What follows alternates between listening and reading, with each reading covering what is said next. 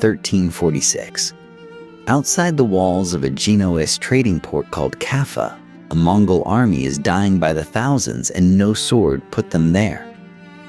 Their commanders load the corpses onto catapults and hurl them over the walls. Within a year, the merchants trapped inside are fleeing by ship, carrying with them the thing that just killed the army outside their gates. In the span of just 6 years between 1347 and 1353, Europe lost somewhere between 25 million and 50 million people, roughly the entire population of England, France, and Germany combined, gone in less than a decade. Some villages were wiped out so completely that the fields grew back over them, and no one was left to remember they had ever existed. But the most staggering number is not how many died. It is how many survived, and what those survivors did next. And for 600 years, no one could even say what the killer actually was. How did a civilization reduced to half its former size manage not just to recover, but to transform itself into the foundation of the modern world?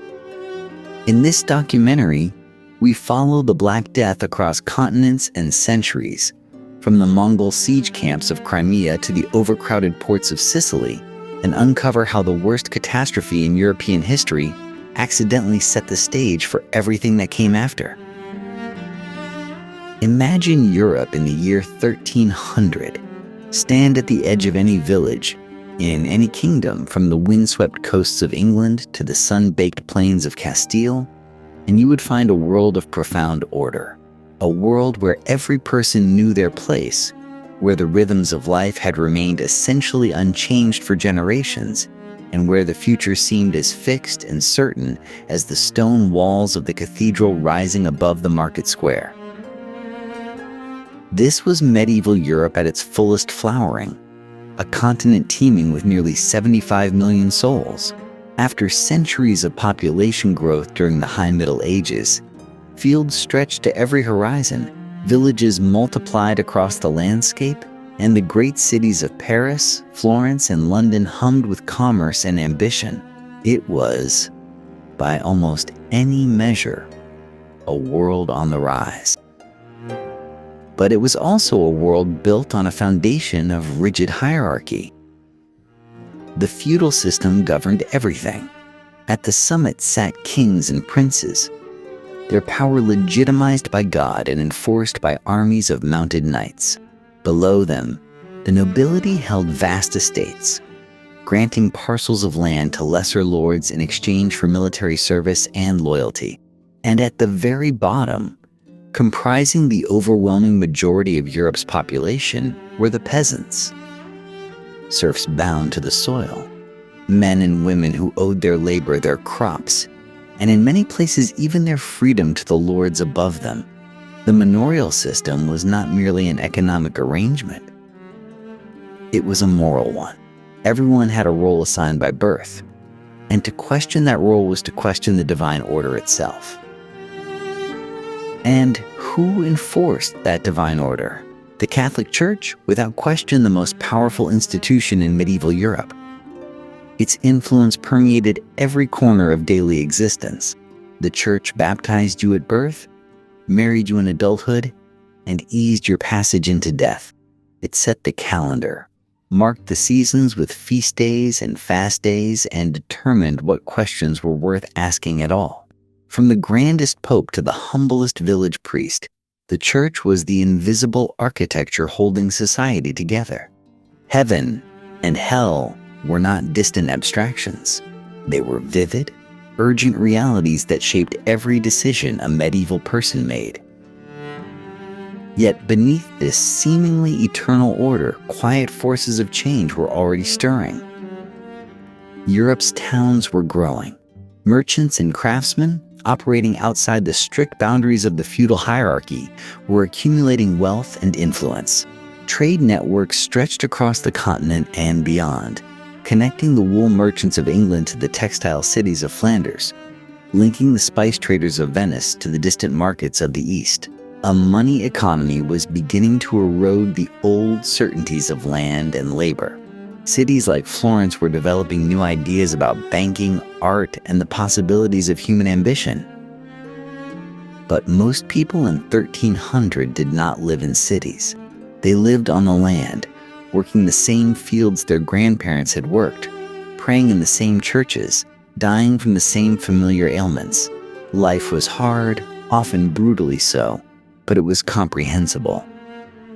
The church explained suffering. The feudal system explained one's station. The seasons explained one's labor. There was comfort, even in hardship, in a world that made sense. That world was about to be shattered beyond recognition. Something was moving westward across the trade routes of Central Asia, something that carried no army and needed no general, that respected no border and honored no crown. And Europe, for all its prayers and its hierarchies and its stone cathedrals, had absolutely no idea it was coming. But the signs were already there, written not in scripture or prophecy, but in soil and sky and the desperate faces of the hungry. For roughly 3 centuries, Europe had enjoyed what climatologists now call the medieval warm period, a stretch of relatively mild, predictable weather that had made possible the great agricultural expansion of the High Middle Ages. Crops grew reliably. Harvests came in full. Population surged. But around 1300, something shifted. Ocean currents changed. Volcanic eruptions threw ash into the upper atmosphere. Temperatures began to drop across the entire northern hemisphere, marking the beginning of a centuries-long cooling trend known as the Little Ice Age. Growing seasons shortened. Alpine glaciers advanced. The reliable warmth that medieval farmers had built their entire civilization upon simply ceased to be reliable. The consequences arrived with terrifying speed. In the spring of 1315, persistent, relentless rains soaked Western Europe from Ireland to Poland. Fields flooded. Seeds rotted in the ground. The harvest of 1315 was catastrophic, and 1316 was worse. What followed was 7 years of recurring famine, the worst subsistence crisis medieval Europe had ever experienced. By the time the Great Famine finally loosened its grip in 1322, somewhere between 10 and 15% of Europe's population had perished from starvation and the diseases that follow hunger. Cities became charnel houses. Desperate villagers stripped bark from trees for food. Contemporary accounts describe parents making choices too terrible to contemplate. And yet even famine alone cannot explain the full depth of Europe's vulnerability. The land itself had been quietly failing for decades. 3 centuries of relentless expansion had pushed agriculture onto marginal soils, onto hillsides and wetlands never meant to sustain crops. Forests had been cleared at a staggering pace to make way for fields and pasture. Without tree roots to anchor them, soils eroded. Without crop rotation rigorously maintained, fields lost their fertility. By 1300, many regions were already producing diminishing yields even in good years, feeding a population that had simply grown too large for the land to support. This mattered enormously when the plague came, because a population that has been chronically malnourished for a generation is a population with weakened immune systems and almost no biological reserves to draw upon. The bodies of European peasants in 1347 were not the robust bodies of earlier centuries. They were the bodies of people who had spent 30 years losing a slow, quiet war against hunger and cold. Meanwhile, social tensions were tightening like a drawn bowstring. Lords, facing declining yields, squeezed their peasants harder. Resentment that had always simmered beneath the surface of the feudal order began, slowly, to boil. Europe in the decade before the plague was not a civilization at its peak. It was a civilization already compromised, already cracking at its foundations, waiting for the blow that would bring everything down. Far to the east, beyond the reach of European memory or imagination, the catastrophe already had a name. It simply had not arrived yet. In the grasslands and high plateaus of Central Asia, a bacterium called Yersinia pestis had existed for thousands of years, cycling quietly through colonies of marmots, ground squirrels, and other burrowing rodents. These animals had lived alongside the pathogen long enough to develop a kind of uneasy accommodation with it. They sickened. Some died. But the populations persisted, and the bacterium persisted with them, invisible and patient, embedded in the landscape like a geological feature. What made Yersinia pestis so dangerous was not the bacterium alone, but its vector. Fleas, feeding on infected rodents, ingested the bacteria with their blood meals. Inside the flea's digestive system, Yersinia pestis multiplied until it formed a blockage, a plug of pure infection that the flea could not swallow past. Desperately hungry, the flea bit again and again, and with each bite it regurgitated bacteria directly into the wound of a new host. It was an almost elegant mechanism of transmission, one that had been refined over countless millennia. The flea did not merely carry the plague. It delivered it under pressure, directly into the bloodstream. For centuries, this cycle had remained largely contained. The marmots of the steppe were not creatures that traveled, but humans were. The Mongol Empire, at its height in the 13th and 14th centuries, had done something no political entity before it had managed. It had unified an enormous corridor of Eurasia under a single administrative system. From the Pacific coast of China to the Black Sea, Mongol-controlled roads and trade networks carried silk, spices, and silver at speeds previously unimaginable. Caravans moved constantly.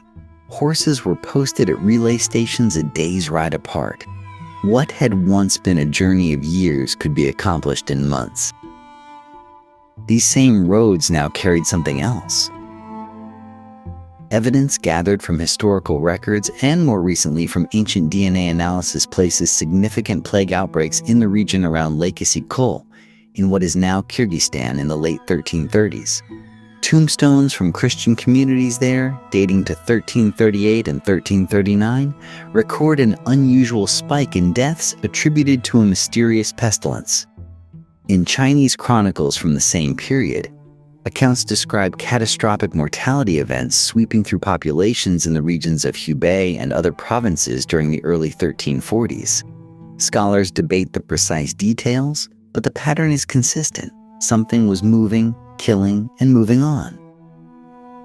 Whether it was a single outbreak spreading outward or multiple eruptions from the same endemic reservoir remains a question modern science is still unraveling. What is clear is that by the early 1340s, the bacterium had found its way into the rodent populations of the Black Sea steppe, carried westward along the arteries of Mongol trade by infected fleas hiding in the furs and grain sacks loaded onto pack animals and riverboats. The distance from the marmot burrows of Central Asia to the trading ports of the Black Sea was immense, but the Silk Road had made that distance almost irrelevant. At the port of Caffa, on the Crimean Peninsula, merchants from Genoa maintained one of the most important trading outposts in the medieval world. Ships arrived there regularly, loaded with goods bound for Mediterranean markets. The bacterium, traveling westward through a chain of infected rodent populations and human carriers, was approaching that doorway. What happened at Caffa would transform a regional catastrophe into a global one, and give a waiting, weakened Europe its final fatal encounter with a pathogen it had no words and no defenses for. The year was 1346. The city of Caffa had stood for decades as a jewel of Genoese commercial ambition, a walled port city on the northern shore of the Black Sea where the wealth of Asia met the appetite of Europe.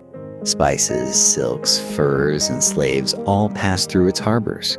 The Genoese merchants who lived there were not explorers or adventurers. They were businessmen, and business had been very good. Then the Mongols arrived.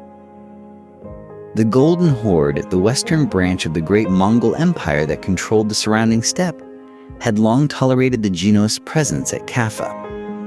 Toleration, however, had its limits.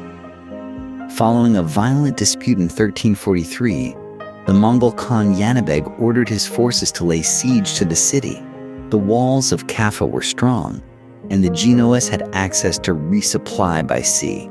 The siege dragged on for months, then years, with neither side achieving a decisive advantage. Then something began killing the Mongol army from within. The plague that had traveled so far, through so many hosts and so many miles of steppe, had reached the besieging forces. Men began dying in numbers that no weapon had produced. The historian Gabriel de Mussis, writing shortly after these events, described the Mongol dead piling up in catastrophic quantities outside the city walls. And it was here, according to his account, that Yanabeg's commanders made a decision that would echo through centuries of history. They loaded their plague dead onto siege catapults and hurled the corpses over the walls of Caffa. Whether this was a calculated act of cruelty or a desperate attempt to rid the camp of its dead hardly mattered to those inside the walls. The bodies landed in the streets and courtyards of Caffa. The stench, de Mussis wrote, was unbearable. The Genoese threw as many corpses as they could back into the sea, but the damage, if there was damage, had already been done. Here historians pause. The precise role of the catapulted bodies in transmitting plague remains genuinely uncertain. Yersinia pestis spreads primarily through flea bites, not through contact with corpses. The greater danger likely came not from the bodies themselves, but from the infected rats and fleas that had already infiltrated the city through the ordinary channels of a besieged port.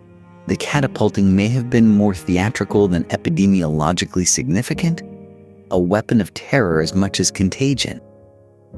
But the result was undeniable. By 1347, Caffa was dying. The Genoese merchants who could still walk made for their ships.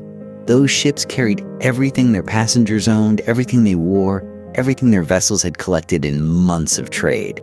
They carried, invisibly, the fleas nested in the cargo and the rats moving through the holds below deck. And they carried the plague. The ships put in first at Constantinople, the great crossroads city that linked east and west. Then they sailed on, calling at ports along the way before arriving at the island of Sicily in October of 1347. Witnesses at the port of Messina later described the sailors who staggered off the Genoese galleys as barely alive, their bodies covered in strange black swellings that oozed blood and pus. The harbor masters of Messina, alarmed, ordered the ships back out to sea immediately, but it was already too late. The plague had entered the Mediterranean world, slipping along the most sophisticated trade network humanity had yet constructed, moving at the speed of commerce itself.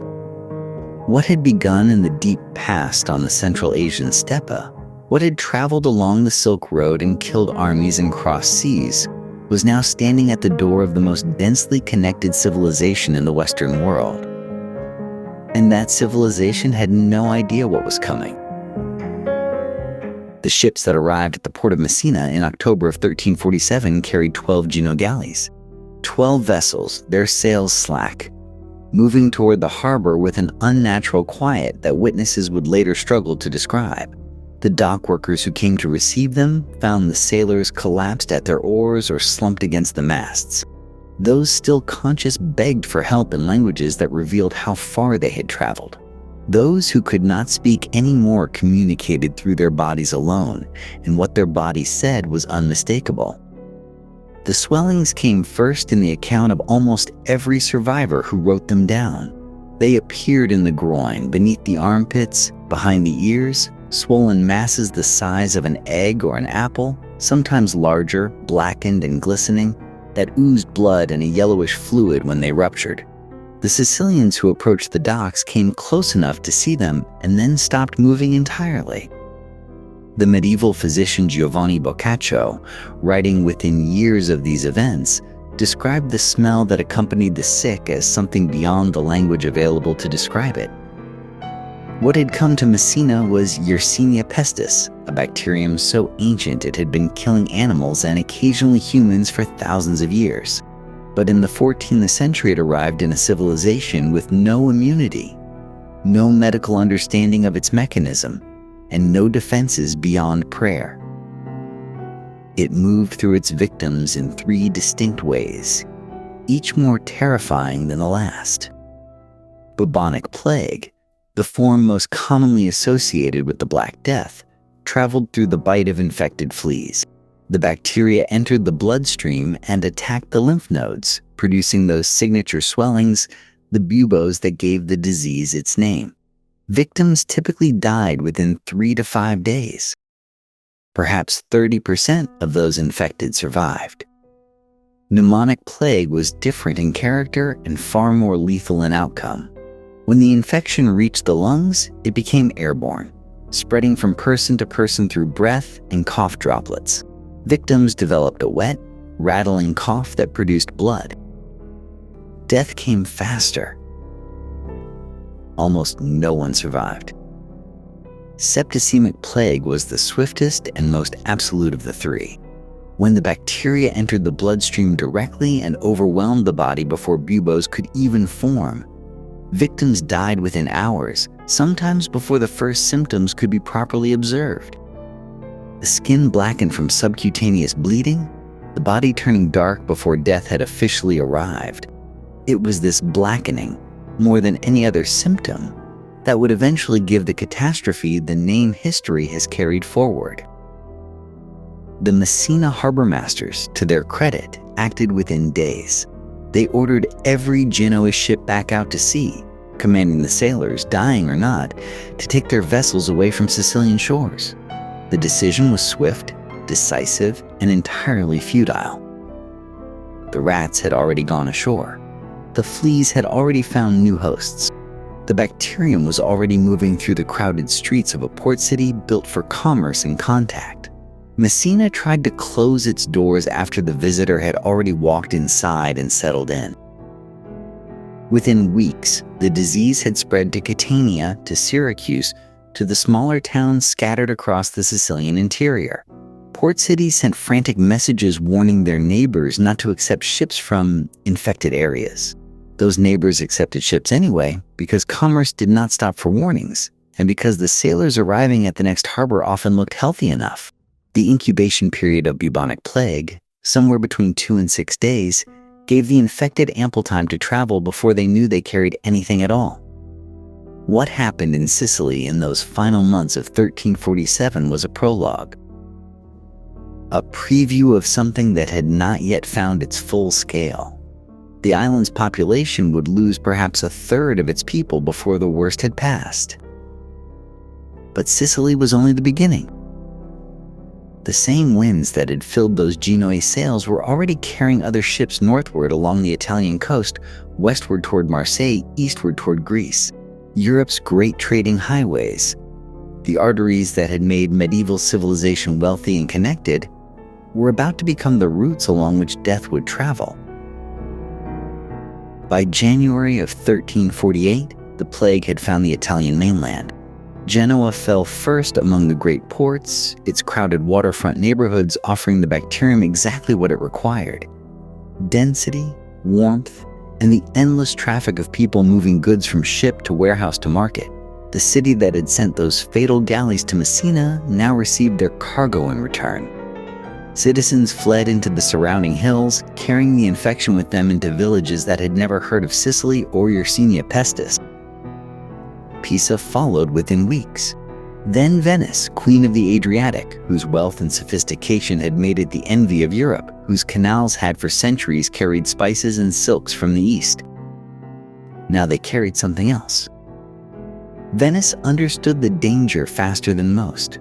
The city's governors, the Council of Ten, organized what would become history's first formal quarantine system.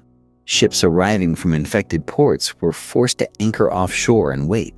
The period they chose, 30 days initially and then extended to 40, gave the practice its name. The Italian word for 40, quarantina, passed into the languages of Europe as a term still used in hospitals and airports 6 centuries later. But the quarantine failed.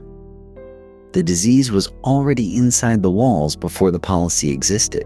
Officials ordered the sick into isolation houses on nearby islands. Mass graves were dug on the island of Poveglia. The canals, which had always been the city's pride and its great logistical achievement, became channels for moving the dead. Venice may have lost 60% of its population within 18 months. Florence, the city of Dante and the Medici banking houses, the center of learning and art that was already pointing toward what historians would later call the Renaissance, entered the plague year of 1348 with perhaps 90,000 inhabitants. By the time summer arrived, the city had been transformed into something almost unrecognizable. Giovanni Boccaccio was there. He watched it happen and wrote it down with a precision that still carries the weight of someone who could not quite believe what his own eyes were recording. Neighbors abandoned neighbors, he wrote. Parents left children. The sick, who cried out for help, were often answered only by silence from behind closed doors. The city's gravediggers, called bacchini, grew so overwhelmed that bodies accumulated in the streets for days before collection. Churches could no longer manage individual burials. Trenches were dug, layer upon layer of dead placed inside them with thin coverings of soil between each layer, until the trenches were full and new ones had to be opened. Boccaccio estimated that more than 100,000 people died in Florence and its surrounding territory. Modern historians consider that figure somewhat high, but not dramatically so. The best current estimates suggest Florence lost somewhere between half and 2/3 of its entire population between 1348 and 1350. What made this particularly devastating was not merely the scale of death, but the speed of collapse. Civic order did not erode gradually. It broke quickly. In a matter of weeks, as the mechanisms of medieval urban life, the guilds, the courts, the church, the market, lost too many of their people to continue functioning normally. Laws went unenforced. Contracts went unfulfilled. Fields outside the city walls went unworked because the farmers who had worked them were gone. Italy in 1348 was the most urbanized, most commercially sophisticated, most culturally advanced region in Europe. It was precisely this sophistication, the density, the trade networks, the constant movement of people and goods that made it so catastrophically vulnerable. What the plague found in Italy was a civilization at its medieval peak. What it left behind would require an entirely new way of thinking about human society. That rethinking was already beginning to stir, not only in Florence's emptied streets, but far to the north, where the plague was now turning its attention to France. France had no warning that would have mattered. The plague entered through Marseille in the final weeks of 1347, carried ashore by the same Mediterranean trade that had made the port city prosperous. By January of 1348, as Italian cities were already counting their dead in the tens of thousands, the disease had begun moving inland along the Rhone River Valley, following the roads and waterways that connected southern France to the rest of the continent. It moved fast. Chroniclers who tried to document its progress found themselves writing about towns that were already dying before their ink was dry. Avignon presented a particular horror. This city on the Rhone was not merely a prosperous trading center. Since 1309, it had served as the seat of the papacy, home to the successors of St. Peter, the administrative heart of the entire Catholic world. Pope Clement VI watched the plague take his city with an urgency that compelled unusual action. He commissioned a physician, Guy de Chauliac, to study the disease directly. De Chauliac observed two distinct forms of the illness, one attacking the lungs and killing within 3 days, one producing the characteristic swellings and killing somewhat more slowly. He contracted the plague himself and survived, one of the fortunate few. Pope Clement consecrated the Rhone River so that bodies could be thrown into it, the ground having run out of space for graves. Avignon lost perhaps half of its 50,000 residents before the plague moved on. North and west, the sickness traveled through France's heartland, through Lyon and Paris, through Normandy and Brittany. Paris, with a population approaching 200,000, suffered enormously. The Hôtel Dieu, the city's great hospital, became so overwhelmed that multiple dying patients were placed in single beds together, ensuring that those who might have survived exposure would not survive proximity to those already beyond saving. Across the Pyrenees, Spain and Portugal offered no resistance the plague had not already overcome elsewhere. The Crown of Aragon, one of the most commercially active kingdoms on the peninsula, lost perhaps a third of its people. King Alfonso XI of Castile died of plague in 1350, making him one of the only reigning European monarchs to succumb.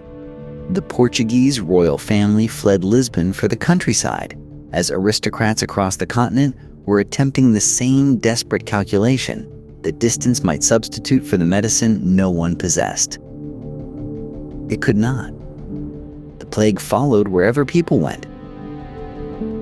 By 1349, the disease had crossed into the Rhine Valley, the commercial spine of the Holy Roman Empire. German-speaking lands, densely networked with river trading routes, found the plague moving through them with terrible efficiency. It reached Cologne, Mainz, Frankfurt, spreading into the Swiss Confederation and pushing eastward toward lands that would suffer their own reckoning in the years that followed. In the countryside, something happened that would leave marks on the European landscape for centuries. Villages simply disappeared. Communities of 50 or 100 people, already living at the margins of survival in ordinary times, could not absorb the loss of a third or half their population and continue to function. Fields went unplanted. The survivors, if there were survivors, drifted toward larger settlements. The village ceased to exist. Across France, Germany, and England, historians have identified hundreds of these lost settlements, places known only from old documents and the faint humps in agricultural land where foundations once stood. The plague was not merely killing people. It was erasing the smallest units of medieval civilization entirely. And still it moved. Northward, toward the sea, toward the island kingdoms that watched the continent suffering and hoped, in vain, that the water between them might be enough. The water was not enough. In late June of 1348, a ship docked at Melcombe Regis, a small port on the Dorset coast now absorbed into the town of Weymouth. What came ashore was not merely cargo. Within days, people in the surrounding area were dying with the now familiar signs, the swellings, the fever, the blackened skin. England, which had watched the continent's catastrophe with a mixture of horror and perhaps quiet relief, had received its own death sentence. The disease moved with appalling speed. By autumn, it had reached Bristol, England's second-largest city and one of its busiest ports. Contemporaries recorded that the living could barely manage to bury the dead. From Bristol, the plague pushed in every direction, finding London by the winter of 1348. The capital, crowded and filthy, with perhaps 80,000 residents packed along the Thames, was ideally suited to the plague's purposes. The Smithfield burial ground, hastily expanded, eventually received over 50,000 bodies. The city's commerce, its courts, its administration, all buckled under the weight of continuous loss. No institution suffered more visibly than the church. Priests who administered last rites to the dying were themselves dying. Monasteries, with their close communal living, became death houses. The toll among England's clergy ran catastrophically high, somewhere between 40 and 45% in many dioceses. This mattered not only spiritually but practically, since the church administered much of medieval England's record-keeping, education, and charity. When its personnel collapsed, those functions collapsed with them. The death that struck perhaps the most symbolic blow came in August of 1349. Thomas Bradwardine, one of the foremost scholars and theologians of his age, died of plague just weeks after being appointed Archbishop of Canterbury, the highest ecclesiastical office in England. He had barely assumed his robes. The vacancy at the summit of English religious life captured, in miniature, what the plague was doing across the whole of society. Leadership, continuity, institutional memory, all were being erased before replacements could be trained. In the countryside, the pattern noted across the channel repeated itself on English soil. Entire villages fell silent. Archaeologists and historians have identified over 3,000 deserted medieval village sites in England alone, many of them emptied or fatally weakened during these years. The grassy humps and earthen ridges visible in fields across the Midlands today are, in a very real sense, graves for entire communities. The plague did not respect geographical boundaries any more than it respected social ones. Wales was struck through 1349. Ireland reached through its eastern ports, suffered grievously, though its more dispersed rural population may have slowed transmission in some areas. The Irish Franciscan friar John Klyn, recording the catastrophe in Kilkenny, left blank pages at the end of his chronicle so that, as he wrote, some survivor might continue the work if any should remain. His chronicle ends. Someone else finished it. Scotland, whose leaders had initially mocked England's suffering as divine punishment, found the plague crossing the border in 1349 as well. There would be no exceptions, no chosen peoples, no protected corners of the island. By 1350, England had lost somewhere between 1/3 and 1/2 of its entire population. The precise number will never be known. What is certain is that the country that emerged from those 18 months was fundamentally, irreversibly different from the one the plague had entered. And across the continent, the survivors were beginning to realize that the old order, the feudal arrangements, the labor systems, the deference that had structured medieval life for centuries, could not simply resume as before. There was no warning. Sometime in 1349, a ship drifted into the harbor at Bergen, Norway. Those who approached it found only silence. Every sailor aboard was dead, the vessel transformed into a floating tomb. Whatever cargo it carried mattered nothing now. What it had delivered, without a single living hand to stop it, was the plague. The story of that ghost ship captures something essential about how the Black Death reached the edges of the known world. It did not require armies or caravans. It needed only a single vessel, a single rat, a single flea. Scandinavia proved devastatingly vulnerable. Norway's population, estimated at perhaps 300,000 before the plague, may have lost as many as 2/3 of its people in some regions.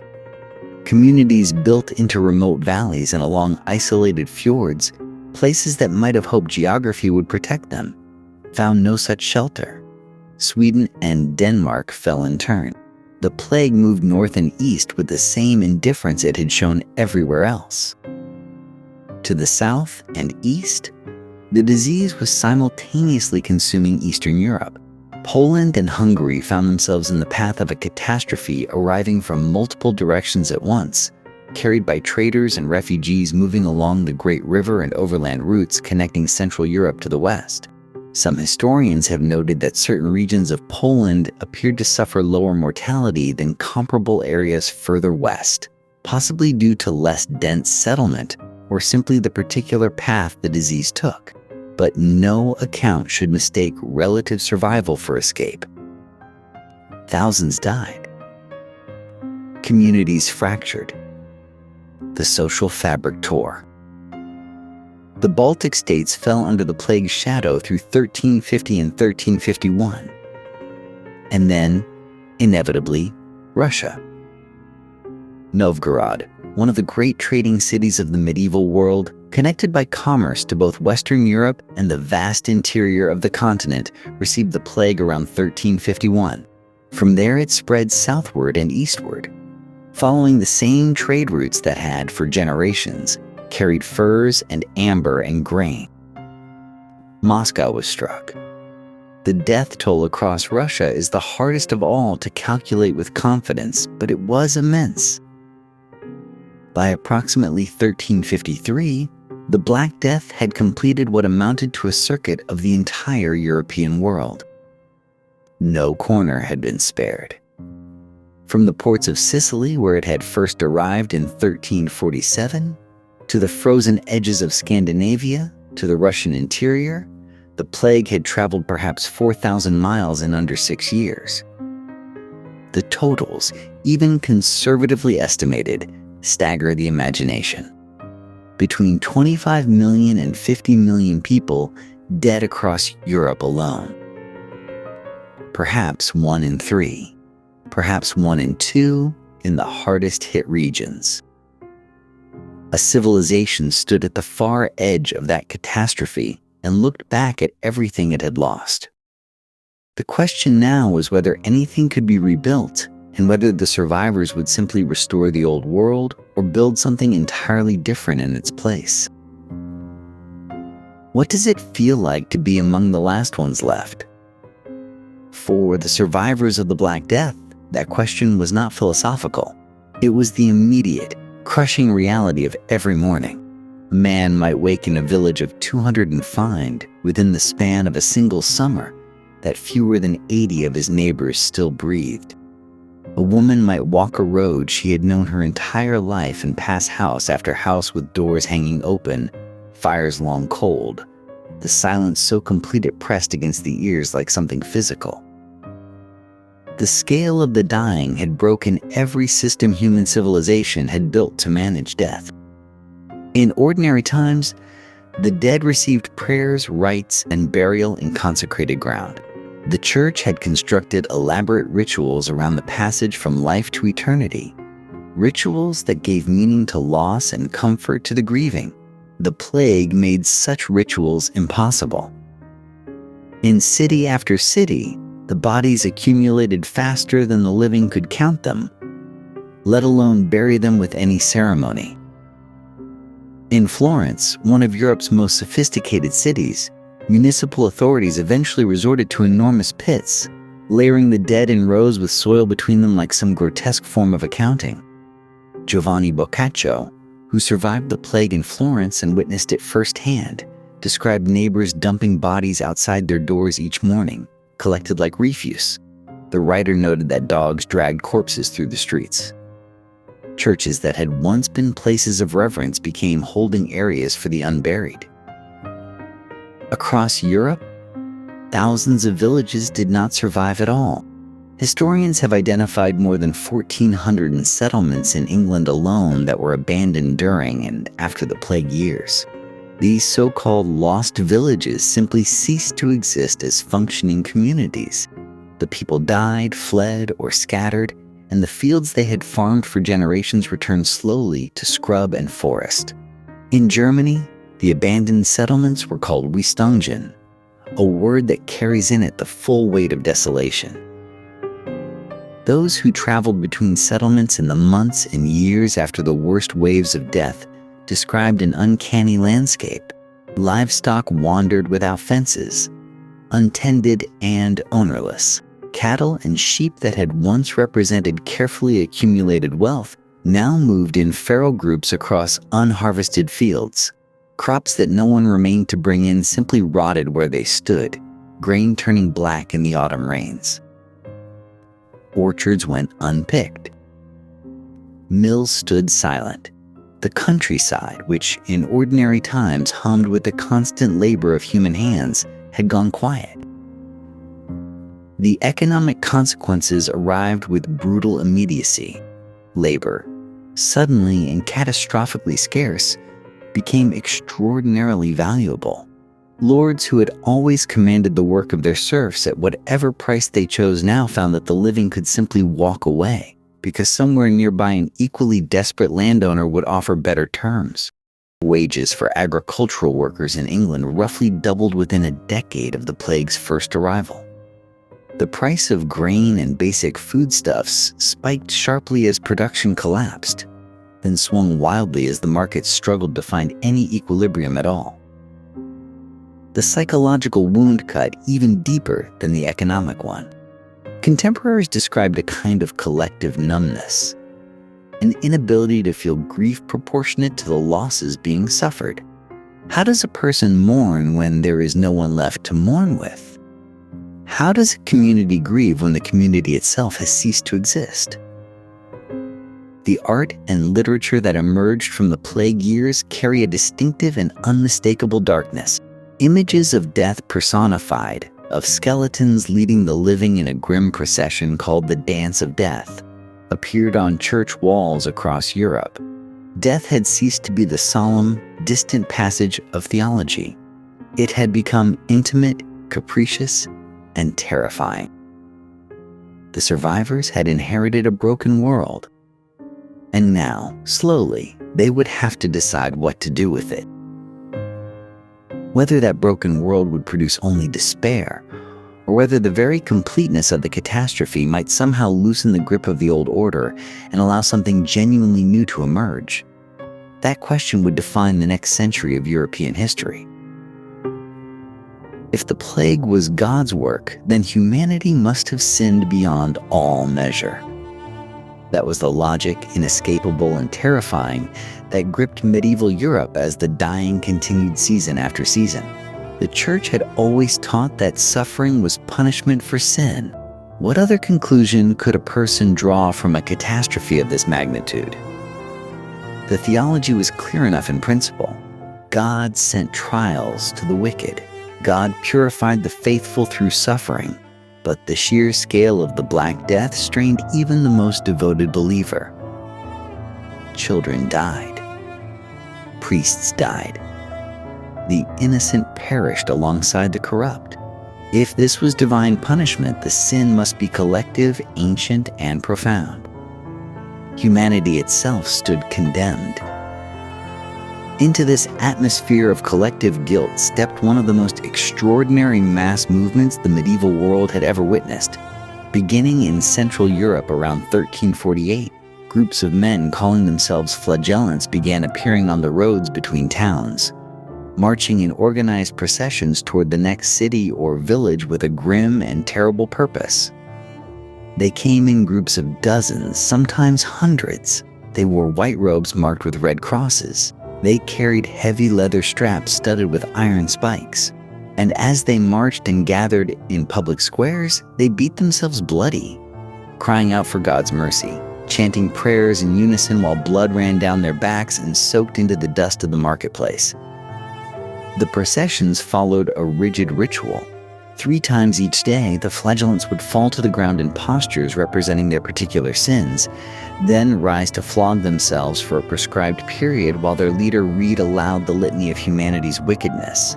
Crowds gathered to watch, and many wept. Some spectators were so moved that they joined the procession on the spot, stripping off their outer clothing and taking up the leather straps themselves. The movement spread with startling speed, moving through Germany, the Low Countries, France, and beyond. In Strasbourg, a procession was said to number more than 1,000 men. In Tournai, chroniclers described the arrival of flagellants as an event that brought the entire city to a standstill. Ordinary people watched them with a mixture of awe, horror, and desperate hope. Perhaps this extreme penitence would satisfy divine wrath. Perhaps the dying would stop. But the papacy watched with growing alarm. Pope Clement VI, operating from his court at Avignon, had already shown a pragmatic and clear-eyed response to the plague itself. He had commissioned a physician to investigate its causes, had granted plenary absolution to those who died without last rites, and had attempted to maintain institutional order in the face of chaos. The flagellants, he recognized, were something more dangerous than mere religious enthusiasm. They operated outside church authority. Their leaders heard confessions and granted absolutions, powers reserved exclusively for ordained priests. Some groups began preaching openly heretical ideas, suggesting that their own suffering was equivalent to Christ's sacrifice. In October of 1349, Clement issued a papal bull condemning the flagellant movement outright, ordering its suppression and the arrest of its leaders. The condemnation broke the movement's momentum. Without church tolerance, the processions became legally dangerous. Secular authorities, already nervous about large organized groups moving through their territories during a time of social breakdown, began enforcing the ban. Within a year, the great flagellant processions had largely dissolved. Yet the desperate spiritual hunger that had driven them remained. Apocalyptic preachers continued to draw enormous crowds. Visions of the end of days circulated through communities still reeling from loss. The world felt like it was ending, and no papal decree could entirely silence the voices that said so. The institutional church had survived the immediate crisis, but something had shifted in the relationship between ordinary believers and the institution that claimed authority over their souls. That fracture, once opened, would prove very difficult to close. The same desperate need to explain the unexplainable that drove men to flog themselves bloody in the public square drove others toward a darker and more violent answer. If God was punishing humanity, perhaps the fault lay not with all of humanity equally. Perhaps there were poisoners among them. Perhaps the plague had a human cause and a human face. The rumor moved faster than the disease itself. Someone had poisoned the wells. Agents of a vast conspiracy were spreading sickness deliberately, dropping packets of plague powder into the water supplies of Christian towns. And those agents, the rumor insisted with lethal certainty, were the Jews. The accusation had no basis in reality. Jews were dying of plague at the same rates as their Christian neighbors, a fact obvious to any clear-eyed observer. But fear rarely consults clear-eyed observers. By 1348, confessions extracted under torture from Jewish communities in Switzerland appeared to confirm the conspiracy in the minds of those desperate to believe it. The confessions, worthless as evidence and horrifying as procedure, were copied and circulated to cities across the Rhineland and beyond. Each town that received them faced a population already maddened by grief and terror, looking for something they could fight. What followed was systematic slaughter. In November of 1348, Jews were massacred in Solothurn, Zofingen, and Stuttgart. In January of 1349, communities in Basel and Freiburg were burned. The violence moved along the Rhine like a secondary plague, town by town, community by community. And then came Strasbourg. On the 14th of February, 1349, approximately 2,000 Jews were herded into the city's Jewish cemetery and burned alive. Those who agreed to accept Christian baptism were spared. Most did not agree. The Strasbourg massacre, carried out on Valentine's Day while city authorities who had tried to protect the Jewish population were swept aside by guild leaders and a hostile mob, stands as one of the largest single massacres of Jews in European history before the 20th century. In city after city across Bavaria, the Rhineland, and Switzerland, the pattern repeated itself. Communities that had existed for generations were exterminated or expelled. Synagogues burned. Property was seized by the very civic authorities who had ordered or permitted the killing. One voice of institutional authority pushed back. Pope Clement VI, the same pragmatic pontiff who had suppressed the flagellants, issued two papal bulls in 1348 and 1349 stating plainly that Jews could not be responsible for the plague, since they were dying of it themselves, and that those who blamed them were being deceived by the devil. He threatened excommunication for those who harmed Jewish communities. The bulls had limited effect. Local lords and city councils proved either unable or unwilling to restrain their populations. The Pope's authority, already strained by the catastrophe, could not reach into every burning village square. The long-term consequences reshaped European geography in ways still visible today. Jewish communities, expelled from city after city in Western and Central Europe, began the slow migration eastward that would define the next several centuries of Jewish history. Poland, under rulers who offered relative protection and economic incentives, became home to the largest concentration of Jewish population in the world. The Yiddish-speaking communities of Eastern Europe, which would flourish for centuries before facing a later and even more systematic destruction, were seeded in no small part by the refugees of 1349. The Black Death did not create European anti-Semitism.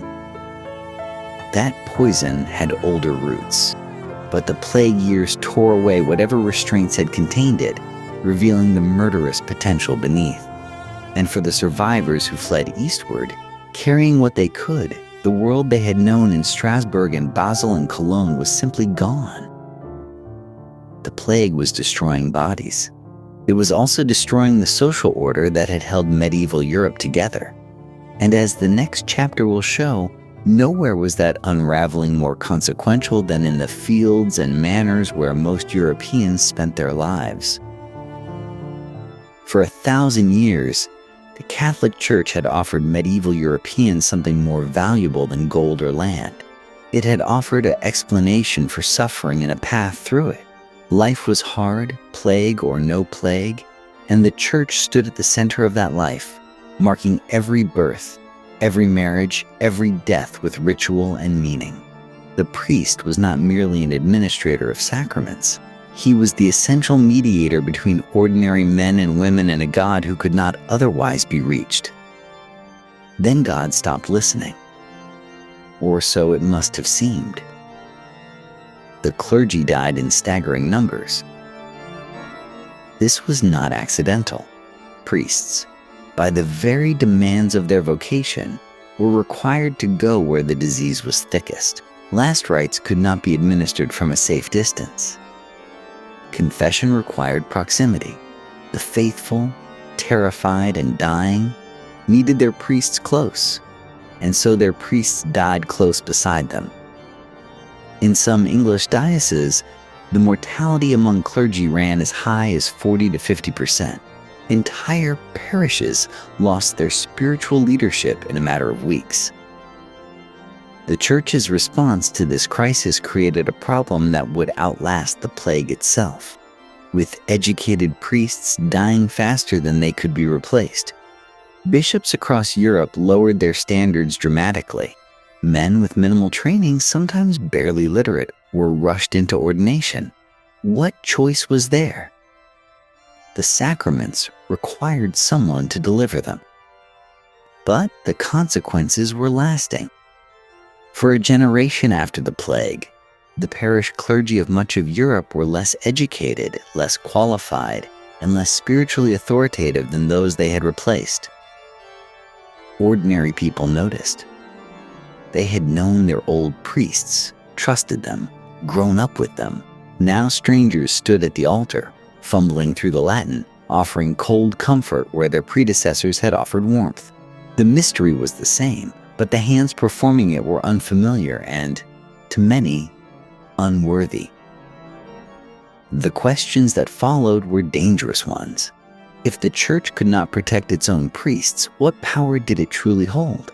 If prayer had failed so completely, if the Eucharist had not shielded those who received it, if dying children could not be saved by any amount of holy water and intercession, then what exactly was this institution offering? These were not questions that medieval theology was unprepared to answer, but theology had to compete now with raw grief, and grief does not always wait for careful argument. Into this atmosphere of doubt came something sharper, a growing anger at the visible wealth of an institution that had just demonstrated such visible helplessness. The Church owned, by most estimates, roughly a third of all land in England and comparable proportions across Western Europe. Bishops lived in palaces. Abbots kept elaborate tables. And the parish priest who had just failed to save your wife and children had required payment for the sacraments he administered. This anti-clericalism was not new, but the plague gave it force and numbers. By the 1370s and 80s, It had found a voice in an Oxford theologian named John Wycliffe. Wycliffe attacked church corruption with systematic rigor, questioning papal authority, condemning clerical wealth, and arguing most radically that Scripture itself, rather than church tradition, should be the foundation of Christian life. His followers, known as Lollards, spread his ideas through English towns and villages in handwritten pamphlets and popular sermons. Wycliffe died in 1384 in his bed, which was more than most of his intellectual heirs would manage. His ideas survived him, crossed the Channel, and reached a Bohemian scholar named Jan Hus, who would be burned for them at the Council of Constance in 1415. The thread ran forward still further, toward a German monk named Martin Luther, and a rupture that would shatter the unity of Western Christianity forever. The plague did not cause the Reformation. History rarely works so simply. But in the years between 1347 and 1352, the Church's claim to spiritual authority took wounds it would spend 2 centuries failing to heal. The institution that had given medieval Europe its organizing principle was now itself on trial. And as the Church faltered, the social order it had underwritten began to shake from the foundations up. The dead had taken something with them, something the living had not expected. For generations, the peasants of medieval Europe had existed within a system designed to keep them exactly where they were. They were bound to the land, obligated to their lord, required to work his fields before their own, forbidden to leave without permission. The language used to describe their condition was the language of permanence. This was the natural order. God had arranged it so. The priest had said as much from the pulpit, and the Lord had enforced it from the manor house, and there had seemed no reason to imagine anything different. Then, in the space of 3 years, roughly a third of Europe's population died. What followed was not, at first, liberation. It was chaos. Fields stood unharvested. Animals wandered without tenders. Villages that had hummed with the noise of communal life fell into silence. The lords who survived looked out across their estates and confronted a new and terrifying arithmetic. The land remained. The labor had not. A peasant who survived the plague of 1347 through 1351 woke into a world transformed by simple economics. Where once there had been too many hands competing for too little work, now there were too few hands for the work that desperately needed doing. The lord who had once dictated terms now had to offer them. And the peasant, for the first time in living memory, could refuse. They refused. Not all at once, and not without fear, but with growing confidence across the decades that followed. Peasants began demanding wages where wages had rarely existed. They moved between estates, accepting the best offer. Lords who refused to negotiate watched their fields rot. Those who adapted survived. And adaptation meant concession. The process unfolded differently across different regions of Europe. In England, the immediate response of the ruling class was denial.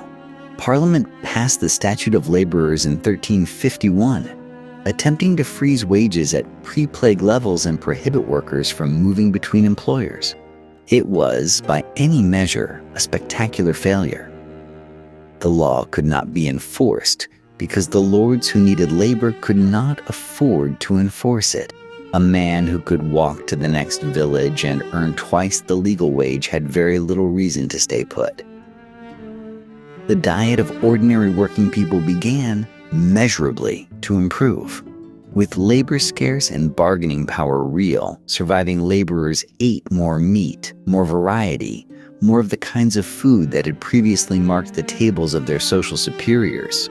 Contemporaries noticed and complained about it, which is itself revealing. The sumptuary legislation of the period, laws attempting to regulate what different classes could wear and eat, betrayed the anxiety of an elite watching its distinctions dissolve. From this churning of the old order emerged something genuinely new. Across England and France and the Low Countries, a class of prosperous peasant farmers began to take shape. These were men who had survived the plague, absorbed the landholdings of those who had not, and leveraged their labor value into real economic independence. They rented larger farms on favorable terms. Some purchased land outright. They hired workers of their own. The word for them in England was yeoman, and they represented something medieval society had barely imagined: a rural middle class with property, ambition, and no particular deference toward the old hierarchies. The lords did not surrender quietly. The decades that followed the plague were marked by repeated attempts to reimpose the old controls, and the peasants who resisted them paid real prices. The English peasants' revolt of 1381, when tens of thousands marched on London under Wat Tyler, was the most dramatic expression of how much had changed and how fiercely the old order intended to resist that change. The revolt was crushed. Tyler was killed. The young King Richard II made promises he immediately broke. But the revolt's failure did not restore what had been lost. Serfdom in England had, in practical terms, largely ceased to function within a generation of the plague. The system had not been abolished by law or revolution. It had simply become impossible to maintain. The old world was not coming back. The question now was what would take its place. The survivors had barely buried their dead before the lawmakers reached for their quills. In the summer of 1349, with plague still moving through English villages, King Edward III's council issued the Ordinance of Laborers. The logic was simple, and the panic behind it was plainer still. Workers were demanding higher wages.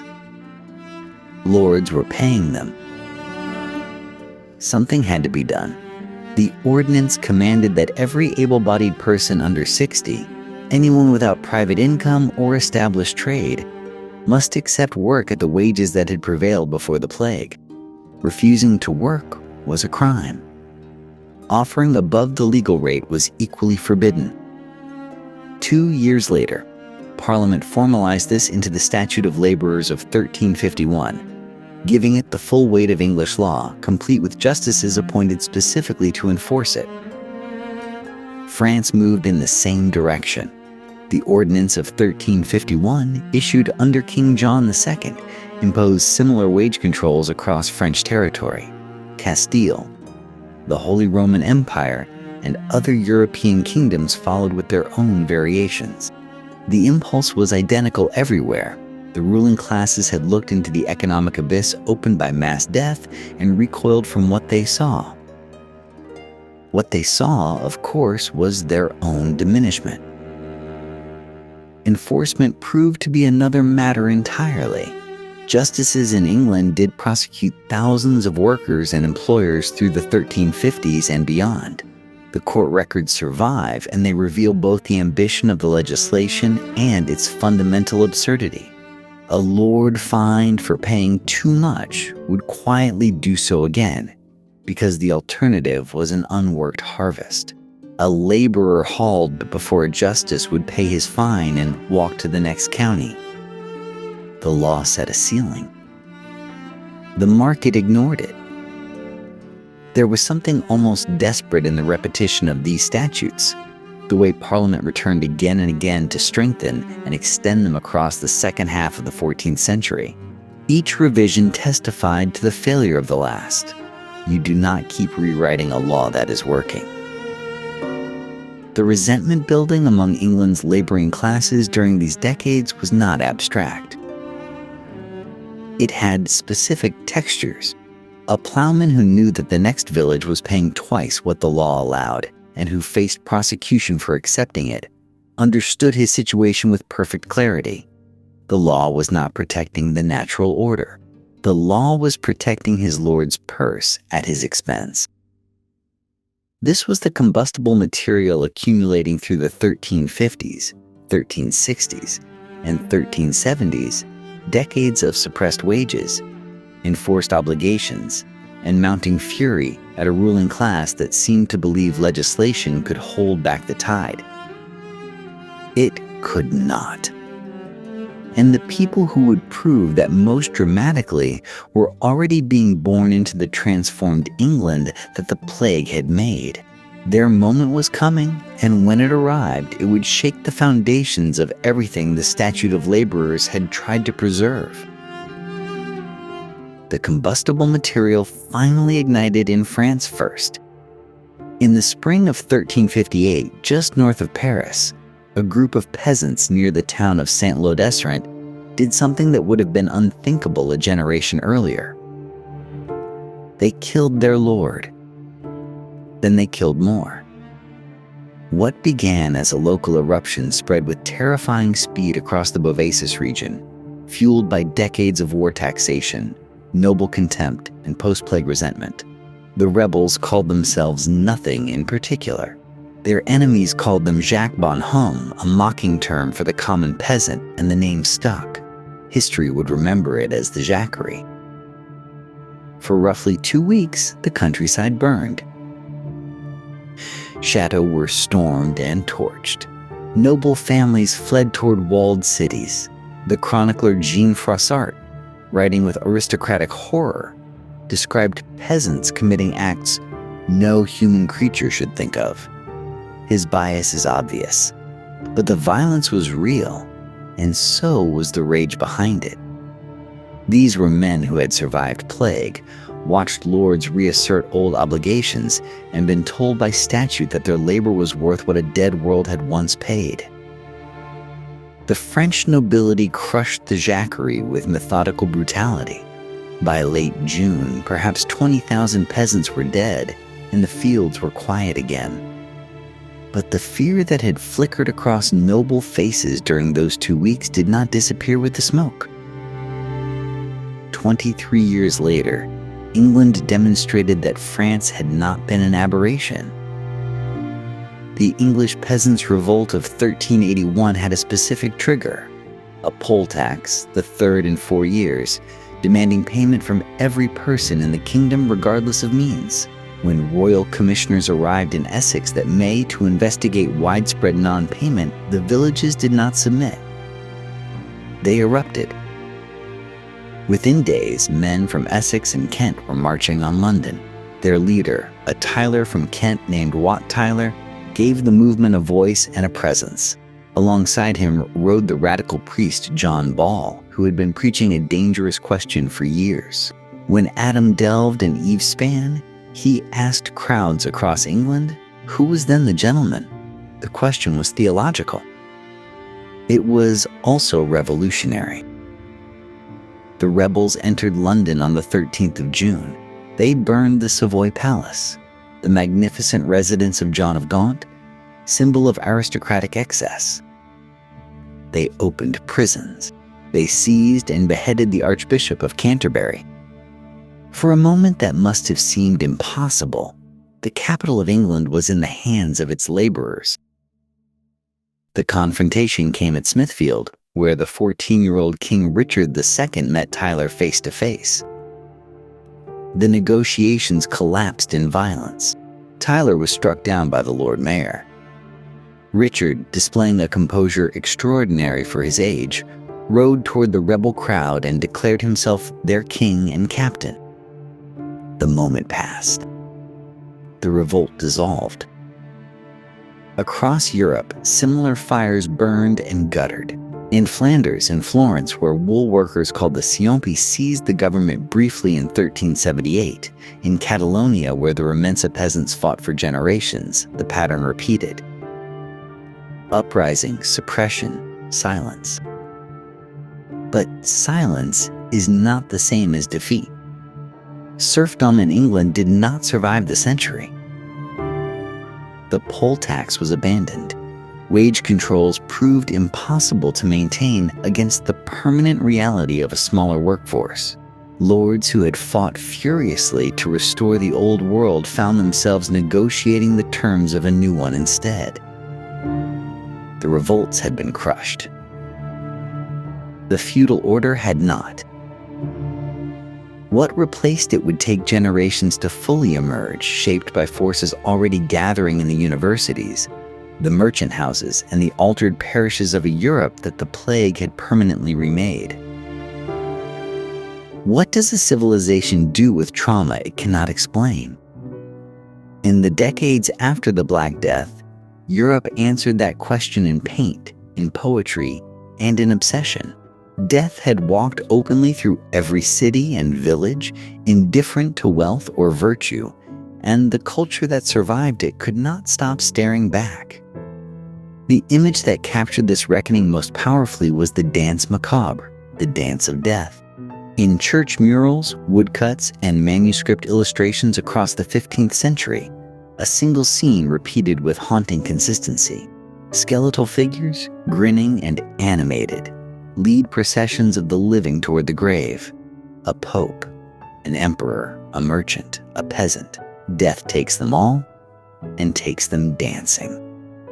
The message was theological, but the feeling was something rawer.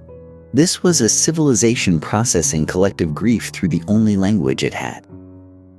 The walls of the Holy Innocents Cemetery in Paris, painted around 1424, became the most famous example.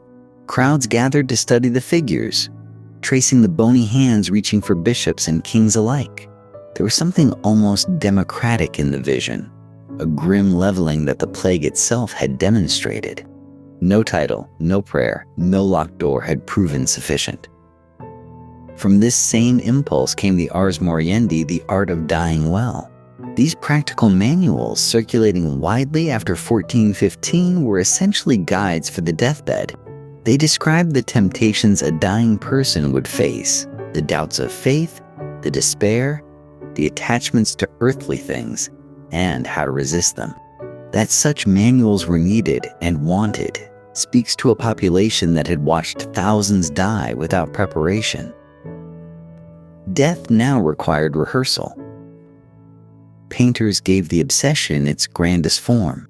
In the tradition of works like Peter Bruegel's Triumph of Death, completed around 1562 but rooted in a century of accumulated dread, skeletal armies sweep across landscapes strewn with the fallen. The living flee, but cannot escape. These were not merely religious warnings. They were mirrors. The memento mori tradition, objects and images reminding their owners that death was coming, moved from monastery cells into ordinary households. Skulls appeared on desks, in portrait backgrounds on jewelry. To live with such reminders was considered not morbid but wise. And then there was Boccaccio. His Decameron, written in the immediate aftermath of the plague's arrival in Florence around 1349, framed 100 tales within a group of young people who had fled the dying city for a country villa. They told stories, comic and tragic and bawdy, to pass the time. The framing device was unmistakably mortal. But the stories themselves celebrated earthly love, cleverness, and appetite. Survival had its own demands. This was the deeper cultural shift beneath the skulls and dancing skeletons. Europe had not abandoned heaven, but it had begun to look more carefully at the earth beneath its feet, the human body, earthly pleasure, the particular texture of a single life. These things began to matter in new ways. That attention, born from loss, would quietly reshape everything that came next. If the danse macabre revealed how Europeans felt about death, the empty medicine chests of plague physicians revealed something equally devastating. They had no idea what caused it. Medieval medicine rested on foundations built nearly 14 centuries earlier by the Greek physician Galen. Disease in this framework was a matter of imbalance among 4 bodily humors: blood, phlegm, yellow bile, and black bile. Treatments followed accordingly. Bleeding, purging, dietary adjustments. The physician's task was to restore equilibrium. It was a coherent system, intellectually sophisticated, and taught in every European university. Against the plague, it was utterly useless. Doctors tried bleeding patients already weakened by fever. They prescribed aromatic herbs to counter the miasmas, the bad airs they believed carried infection. They adjusted diets and recommended avoiding strong emotions. People died anyway, often faster than the treatments could be administered. When physicians themselves fell ill and died at rates matching their patients, the system's failure became impossible to ignore. What replaced certainty at first was observation. Italian cities, battered by successive waves of plague throughout the late 14th and early 15th centuries, began doing something quietly revolutionary. They started watching, recording, and responding. Venice established the first formal quarantine system in 1377. Ships arriving from infected ports were required to anchor offshore for 30 days, later extended to 40, giving the Italian word quarantino to every language that followed. The logic was entirely practical rather than theoretical. Nobody understood why isolation worked, but officials noticed that it sometimes did, and that was enough. Milan went further, sealing entire households where plague appeared. Florence began keeping systematic death records, counting bodies by neighborhood, tracking where outbreaks concentrated. These were the earliest stirrings of what would become epidemiology, the science of how disease moves through populations. The bookkeepers of mortality had no name for what they were doing, but they were doing it. The body itself slowly became an object of study rather than a vessel best left undisturbed. Anatomical dissection, long restricted by custom and church caution, began expanding in Italian universities during the 15th century. Physicians who had memorized Galen's descriptions started comparing them against what they actually saw on the dissection table. The descriptions did not always match. The most consequential intellectual leap came a full 2 centuries after the Black Death's first devastation. In 1546, the Veronese physician Girolamo Fracastoro published a systematic theory proposing that epidemic disease spread through tiny transferable particles he called seminaria, seeds of disease that could pass from person to person or cling to objects. He could not see these particles. He had no microscope, no laboratory in any modern sense. But the logic was sound, and it pointed directly toward what Louis Pasteur and Robert Koch would finally prove 3 centuries later. The plague had not created germ theory, but by destroying faith in everything that came before, it cracked the door open just enough for a different kind of thinking to begin. While physicians puzzled over empty medicine chests and Italian port officials counted quarantine days, something equally profound was happening in the fields and market towns of Europe. The plague had not merely killed people. It had killed a system. For 3 centuries before the Black Death, feudalism had organized European life with remarkable stability. Lords owned the land. Peasants worked it in exchange for protection. The arrangement seemed as fixed as the seasons themselves, reinforced by law, custom, and the church's blessing. Then, in the space of 3 years, perhaps a third of the labor force simply vanished. What happened next followed a logic so simple, it was almost brutal. When workers are scarce, workers have power. Across England, France, and the German territories, surviving peasants discovered they could demand better terms. Lords who refused to negotiate watched their fields go unplanted. Those desperate enough to offer cash wages, reduced rents, and relaxed obligations found themselves with workers. Those who held firm often found themselves without. The transition from labor services to cash rents, which economists might have predicted would take generations, compressed into decades. By the 1400s, serfdom in Western Europe was largely a memory. Peasants who had been legally bound to their lord's land were increasingly free to move, to negotiate, to leave. Some drifted toward towns. Others accumulated small landholdings. A few became prosperous farmers in their own right. The rigid hierarchy that had sorted every soul into a fixed station showed its first genuine cracks. Into this shifting landscape stepped a new kind of person. The merchant. The skilled artisan. The guild master who controlled the production of cloth or metalwork or leather goods across an entire city. These were people whose wealth came not from land they inherited, but from trade they conducted and skills they cultivated. They were, in the terminology, the era was slowly developing, a middle class. The guilds that organized these artisans and merchants became significant centers of power. In cities like Florence, Bruges, and Cologne, guild leaders negotiated with princes, financed construction, and shaped civic life in ways that would have been unimaginable to their grandfathers. A weaver's son could become a guild master. A merchant's daughter might marry into minor nobility. The boundaries that once seemed permanent had become, if not invisible, at least negotiable. Agriculture itself transformed. As population declined and labor grew expensive, some lords shifted strategy entirely. Rather than growing crops that required armies of workers, they converted arable land to sheep pasture. Wool required far fewer hands than wheat. The enclosure of common lands, where peasant communities had grazed animals and gathered resources for generations, accelerated this shift. Villages that had stood for centuries sometimes emptied. Families displaced from the countryside walked toward the nearest city gate. The cities absorbed them, grew crowded and vital, and became the new centers of European economic gravity. Long-distance trade networks thickened.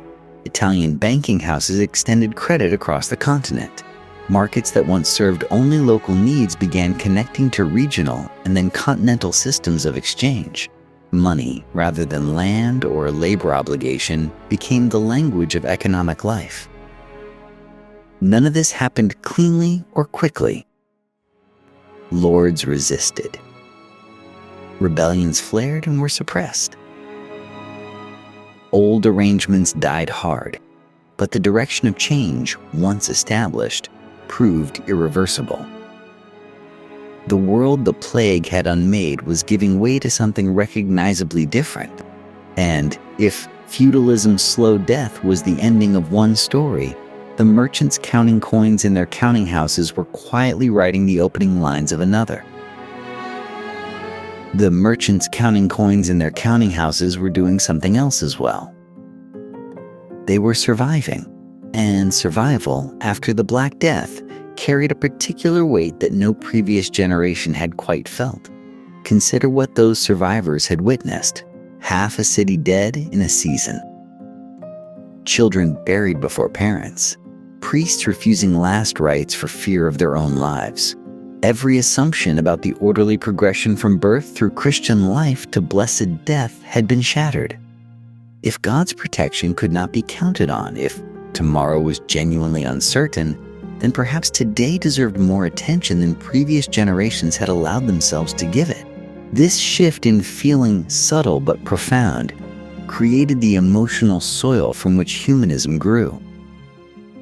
Humanism was not, at its heart, a rejection of God. It was a reorientation toward the human. Scholars who had spent centuries parsing theological argument began reaching backward, past the Church Fathers, toward the ancient Greeks and Romans who had celebrated earthly achievement, civic virtue, and individual excellence. They found in those classical texts a permission they had not known they were seeking, the permission to consider human life, in all its brief and fragile beauty, worth celebrating on its own terms. The plague had a strange and paradoxical economic effect that made this cultural revolution possible. Fewer heirs meant larger inheritances. A merchant family that lost 3 or 4 children to pestilence might see its accumulated wealth concentrate in a single survivor. Multiply this across thousands of families across several generations, and the result was a merchant class with resources that strained the old vocabulary. These were not nobles by birth. but they commanded wealth that nobles could only envy. And wealth, in the hands of people newly aware of their own mortality, tends to seek monuments. Nowhere was this dynamic more vivid than in Florence. The city had lost perhaps half its population between 1348 and 1350. Streets that had buzzed with commerce fell quiet. Churches filled with the dying faster than they could be emptied. Yet Florence did not merely recover. It transformed. The Medici family, whose banking fortune accumulated through precisely the kind of wealth concentration the plague had enabled, became the most celebrated patrons of art and learning in European history. Cosimo de' Medici, who rose to dominance in Florence in the 1430s, did not simply commission beautiful objects. He funded scholars, collected ancient manuscripts, and established the Platonic Academy, a gathering of thinkers devoted to recovering and extending classical wisdom. The painters and sculptors who worked under Medici patronage were not decorating churches in the old anonymous tradition of medieval craft. They were signing their work. They were developing distinctive styles. They were, for the first time in centuries, understood as individual geniuses rather than pious craftsmen. Donatello's bronze David, cast sometime in the 1440s, captures something of this transformation. Here was a human body celebrated for its beauty, confident in its own form, standing without the protective symbolism of medieval iconography. It was a statement about what human beings could be and what human hands could make. The connection between death awareness and life celebration ran through everything. The plague had given Europeans a visceral understanding that the dance of death, that medieval image of mortality leading all ranks to the grave, was no mere metaphor. But the response was not resignation.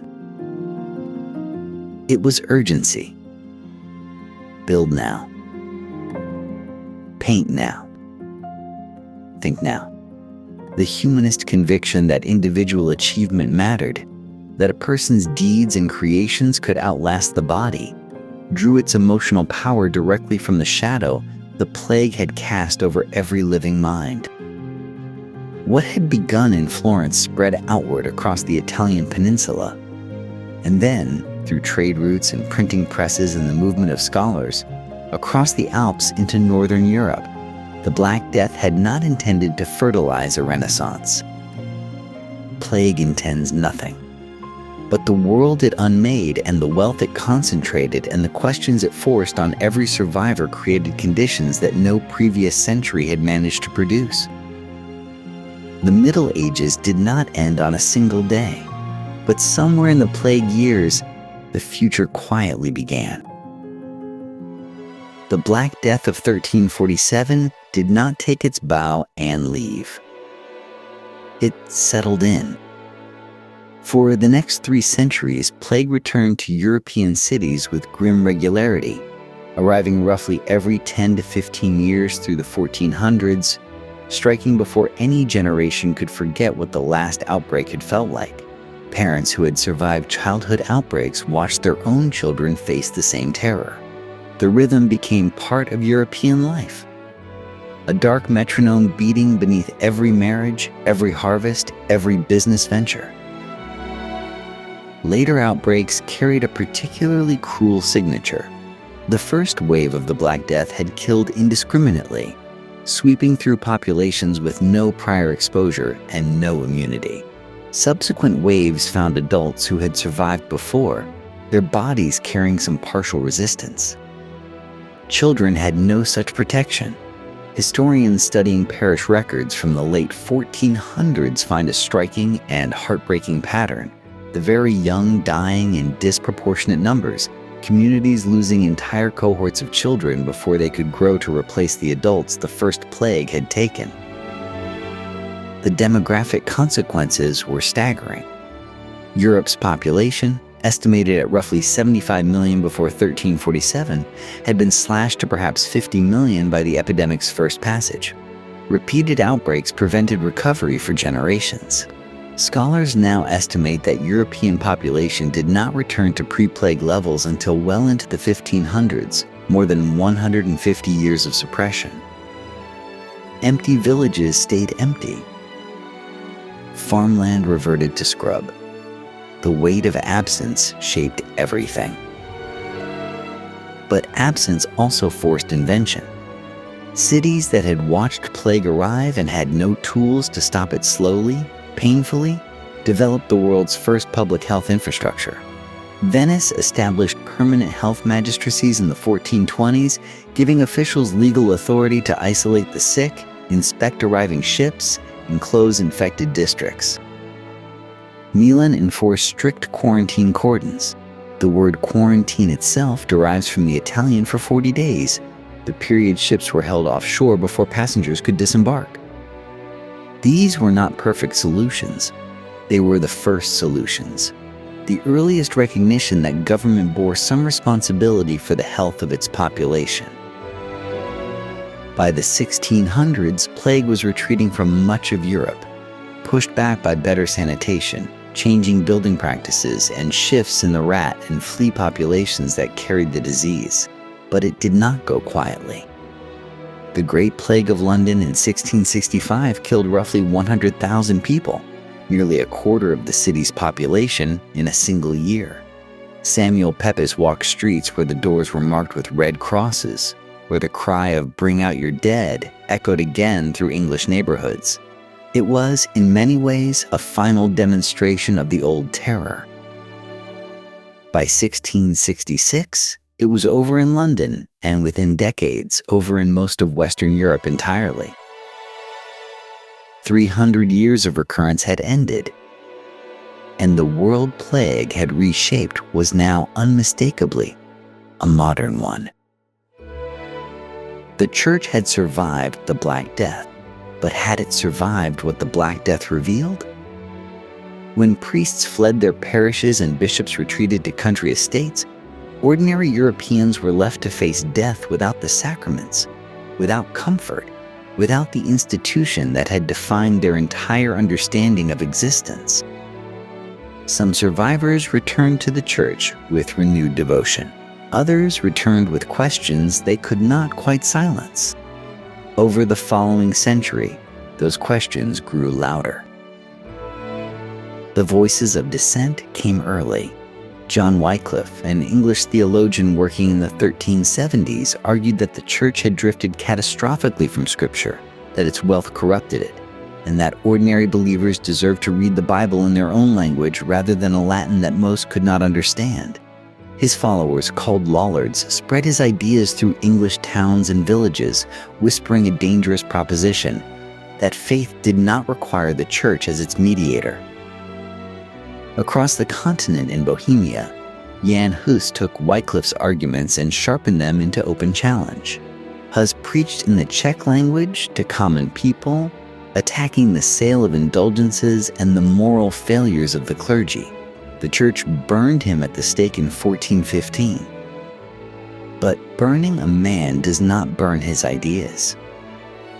Hus became a martyr, and Bohemia erupted in decades of religious warfare. The practice that had enraged Hus continued and expanded. Indulgences, the purchase of church-granted pardons for sin, had long been controversial. By the early 1500s, they had become a fundraising mechanism of almost breathtaking cynicism. Johann Tetzel traveled through German territories selling indulgences with carnival barker enthusiasm, reportedly promising that the moment a coin clinked in the collection box, a soul leaped from purgatory.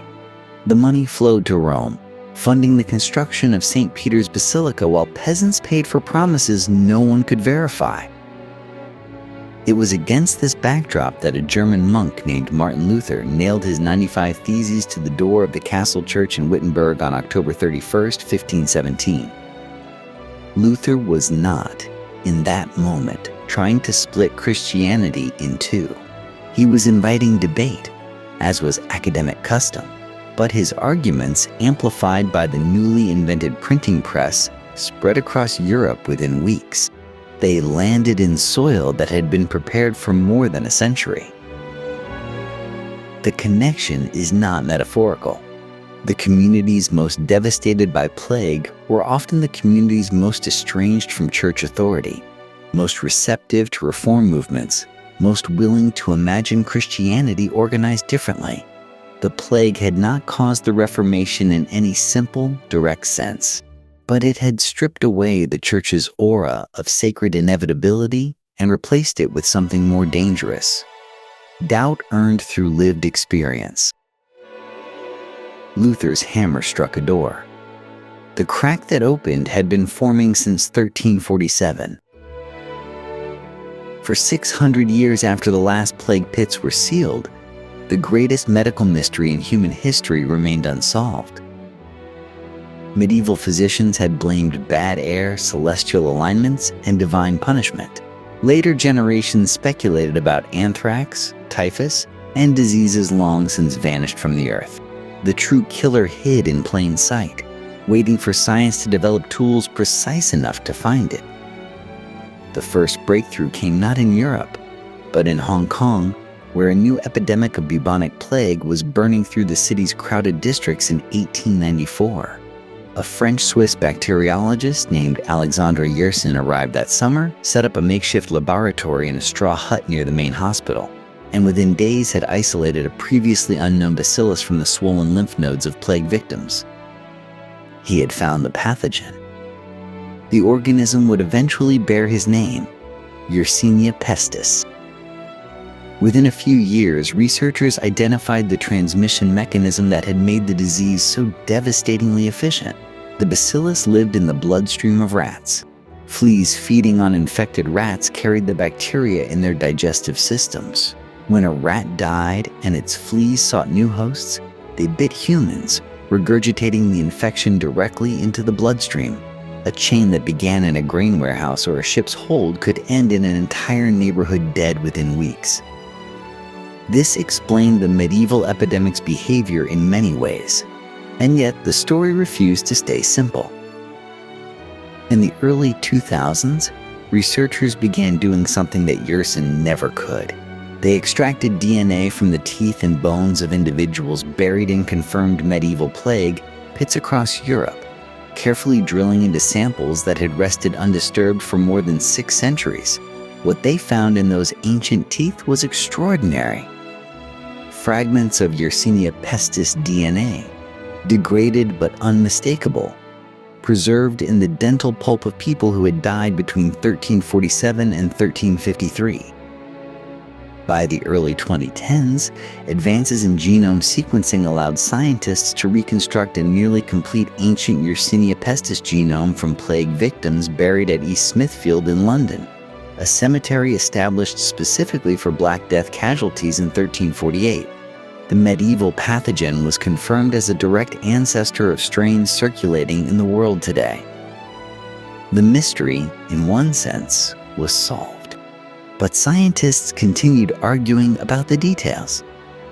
Some researchers pointed out that the flea rat model alone struggled to account for the speed at which the Black Death moved through northern Europe in winter, when flea populations dropped sharply. Others proposed pneumonic transmission, person to person through infected breath, as a significant cofactor. Climate data suggesting a prolonged period of cold and famine preceding the plague raised questions about whether a weakened population had been uniquely vulnerable. The Black Death, it turned out, was not a simple story even after the science arrived. But the name of the killer was no longer in doubt. What remained was understanding everything the killer had changed. What does it mean when catastrophe becomes catalyst?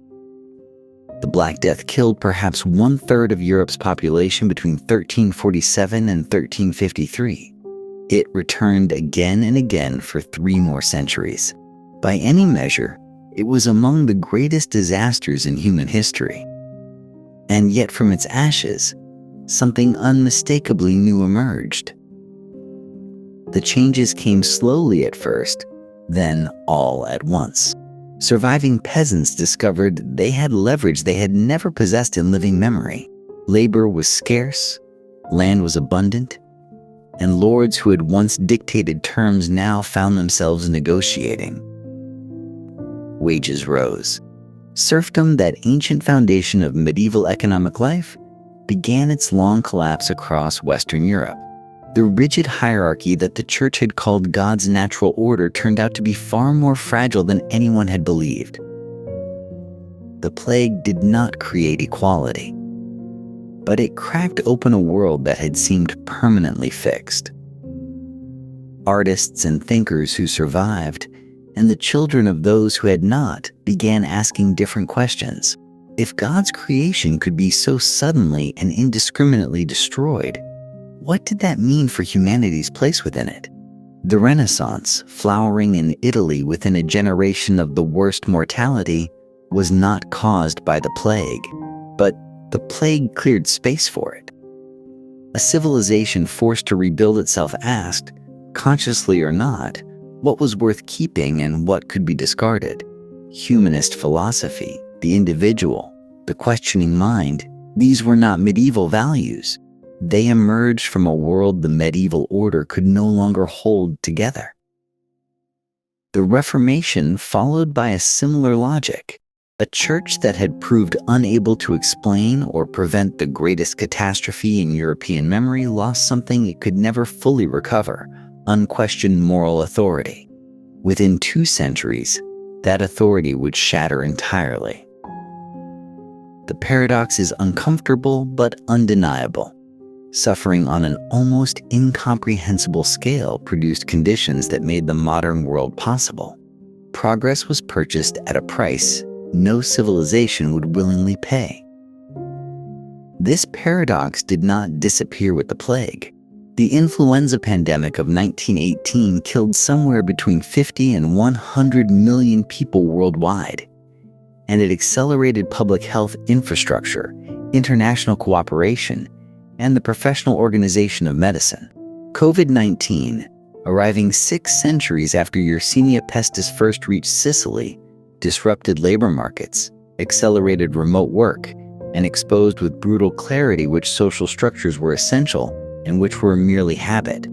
Catastrophe, it seems, is one of history's most efficient engines of change. The lessons the Black Death offers are not comfortable ones. They do not suggest that suffering is secretly good or that death is a useful corrective.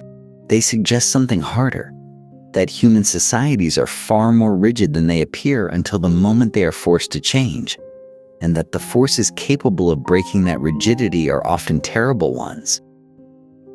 A single bacterium, smaller than any medieval scholar could imagine, ended the Middle Ages. It did so not in a single blow, but through waves of mortality, economic disruption, and spiritual crisis that accumulated over generations. The world the plague made was not the world anyone had intended to build. It was constructed by survivors from the ruins of what had come before, by people who had no choice but to begin again. That world is the one we still inhabit. The labor rights we consider fundamental, the artistic traditions we call Western, the skepticism toward authority embedded in democratic institutions, all of it traces a line back through the centuries to the plague pits of the 1400s, to the rats on the Genoese ships, to a bacterium that did not know what it was destroying. Nothing was the same after the Black Death. That was its terrible gift. The Black Death did not merely end an era. It built the foundations of the modern world from the rubble of half a continent's graves. Subscribe for more histories that reveal how catastrophe quietly shapes everything we are.